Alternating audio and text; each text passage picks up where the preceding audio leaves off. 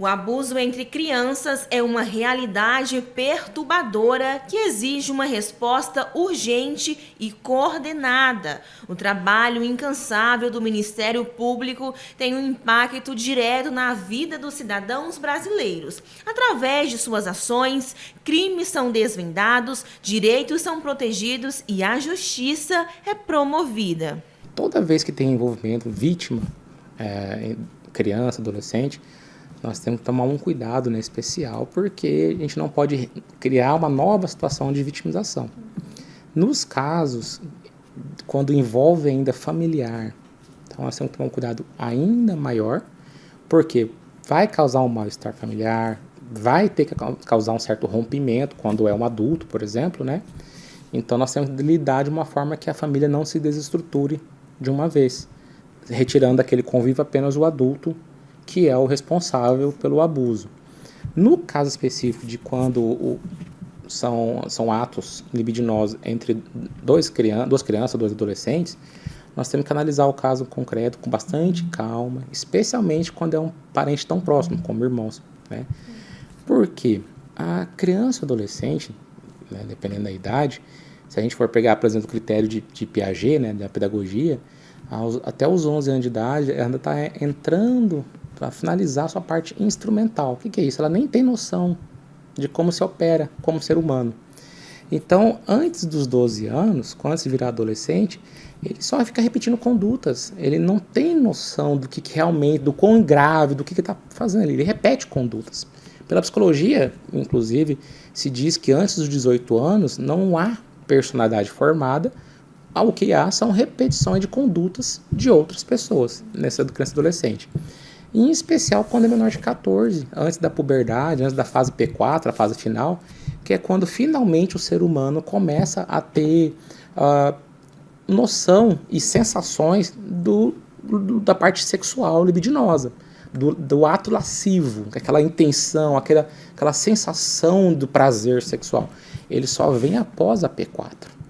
Então, somente após essa puberdade já está finalizando que ela começa a ter esse sentido. O promotor explica que, na maioria das vezes, o abuso entre crianças não é feito através da maldade ou até mesmo por atração. Todo ato que venha a acontecer antes disso, a probabilidade é praticamente zero de ser realmente uma questão maquiavélica, questão de maldade sexualizada. A probabilidade maior, quando é feita o agressor, né, digamos, antes dos 12, antes da puberdade atingida, é de que na curiosidade, na intenção de repetir alguma conduta que viu, ou do qual ele também foi vítima, porque não tem como alguém de 8, 10, 11 anos de idade, do nada, saber como se faz algo. De algum lugar ele viu, de alguma forma ele aprendeu. E especialmente quando faz com uma pessoa.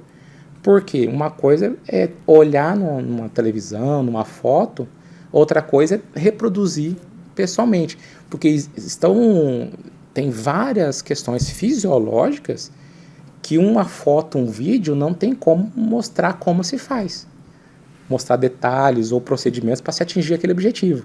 Então, se chegou a fazer algo mais grave, mais aprofundado, é porque houve presença, é porque ele sofreu esse ato igualmente, ou ele estava presente durante esse ato. Para ele entender bem parte fisiológica, pessoalmente, algo aconteceu. Então tem que tomar esse cuidado para salvaguardar. Nesses casos, estão falando, por exemplo, quando o agressor é de 8, 9, 10 anos. O promotor explica que, por mais que seja um ato infracional, antes dos 12 anos, não há medidas socioeducativas. A lei, e isso não é só o Brasil não, tá? Que às vezes a gente escuta assim, que o Brasil é palhaçada. Não, o Brasil, inclusive, é um dos países que tem menor idade penal do mundo. E de adolescência, no nosso caso aqui, da total 12 anos, e 14 em questão de sexualizado. A maior parte dos países do mundo, a parte sexual é aos 18, bebida alcoólica é 18, 21. E tem países que são 24 anos de idade. Então a gente tem mais esse cuidado, inclusive quando é dentro da família, para salvaguardar vítima, mas ao mesmo tempo não criar um estigma naquela pessoa próxima, irmão, primo, etc., que seria em tese o agressor, mas que foi num momento, num lapso de curiosidade, de ato errado, gravíssimo, não é brincadeira, mas foi num lapso, porque nós temos muitos casos de situações de reprodução do que viu em televisão, que sofreu abuso, que quando passa-se os anos e essa pessoa, essa criança, adolescente, começa a ter noção do que foi aquele ato que ele fez, do quão grave era aquilo, quando ele se toma noção disso, ele entra em depressão, tenta suicídio, porque até ele mesmo não começa a aceitar o que ele fez. Porque quando ele fez, ele não tinha noção do que estava fazendo, da extensão da gravidade.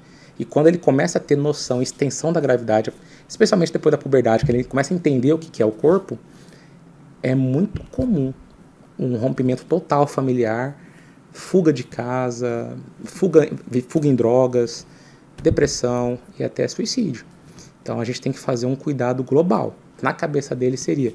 Então nós temos que trabalhar para ele entender a gravidade sem que isso vire um estigma e possa causar prejuízo, inclusive, na família, na relação dessa família e desses irmãos. Que amanhã, depois de amanhã, vai estar normal, deve estar normal, né, se Deus quiser. Se não houver nada de errado, obviamente, né?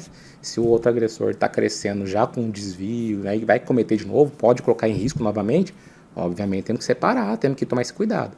Né? No início já fazer a separação, a família tomar cuidado, mas a gente vai sempre priorizar pela manutenção da família, né? Basicamente é isso. A gente tem que, por mais que às vezes fala assim, conselho tutelar e Ministério Público quer arrancar os filhos da família, das mães. É a última coisa. É o que a gente menos quer. E mesmo quando acontece, existe um procedimento de 6 meses ainda, que a gente continua insistindo, trabalhando com a família para voltar. O objetivo final nosso é sempre a família. O máximo possível. Os pais, depois os avós e depois os demais parentes. Criança e adolescente tem que ficar dentro da família.